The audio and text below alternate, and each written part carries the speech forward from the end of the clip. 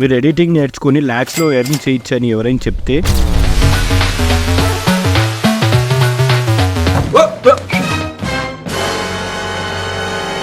నేను ఎడిటింగ్ నేర్చుకునే టైంలో నాకు ఎడిటింగ్ తప్ప ఏమీ తెలియదు. ఆ టైంలో నాకు క్లయింట్స్ ఎలా వస్తారనేది కూడా తెలియదు. పోను నాకు soft skills and hard skills గురించి తెలుసుకున్నా. లైక్ మీరు క్రియేటివ్ ఫీల్డ్ లో ఉండి ఒక పర్టికులర్ స్కిల్ నేర్చుకున్నారనుకో, దాని మేజర్ గా కీ రోల్ ప్లే చేసేది మాత్రం soft skills and hard skills మాత్రమే. ఈ soft skills and hard skills గురించి తెలియకపోతే మాత్రం ఈ వీడియో అనేది మీకోసమే. ఇప్పుడు వీడియోలోకి వెళ్దాం.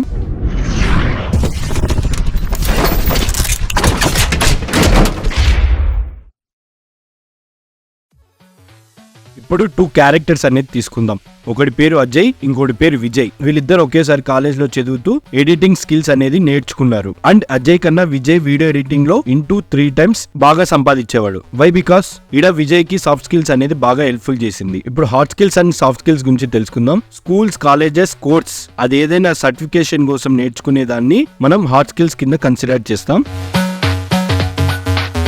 లైక్ మీరు సూపర్ గా ఎడిటింగ్ చేస్తూ ఉండి క్లయింట్స్ ఎక్కడి నుంచి తెచ్చుకోవాలని తెలియక ఉంటే, సరే అని ఒకవేళ క్లయింట్స్ వచ్చినా కమ్యూనికేషన్ అండ్ నెగోషియేషన్ లో ప్రాబ్లం వస్తుంది. సరే అని అది కూడా మనం చేసి ముందుకు పోతే, ప్రాజెక్ట్ తీసుకున్న తర్వాత ప్రాపర్ అయిన టీం లేకపోతే కూడా ఆ వాల్యూ అనేది పోతుంది. వై? బికాస్ మేజర్ రీజన్ దీనిలో ఆన్ టైం కి మనం డెలివరీ చేయలేం. అదే ఇక్కడ అజయ్ విషయంలో జరిగింది. అండ్ విజయ్ ఏం చేశారంటే క్లయింట్స్ ఎక్కడి నుంచి తెచ్చుకోవాలని రీసెర్చ్ చేసి అండ్ తెలుసుకొని వాళ్ళతో కమ్యూనికేషన్ అండ్ నెగోషియేషన్ మాట్లాడుకొని అండ్ ప్రాజెక్ట్ తీసుకున్న తర్వాత ప్రాపర్ గా టీమ్ కి డివైడ్ చేసి ఆన్ టైమ్ లో డెలివరీ చేయడం వల్ల విజయ్ అనే అతను 3 times ఎక్కువ సంపాదించేకి స్కోప్ ఉంది. అండ్ ఫైనల్ గా ఏం చెప్పుకొస్తానంటే, మీరు ఒక స్కిల్ అనేది నేర్చుకుంటున్నారంటే దానికి సంబంధించిన అదర్ స్కిల్స్ గానీ నేర్చుకుంటే బెటర్. అండ్ ఫైనల్ గా ఈ వీడియో అంతే గైస్. నెక్స్ట్ వీడియోలో మళ్ళా కలుద్దాం. By by.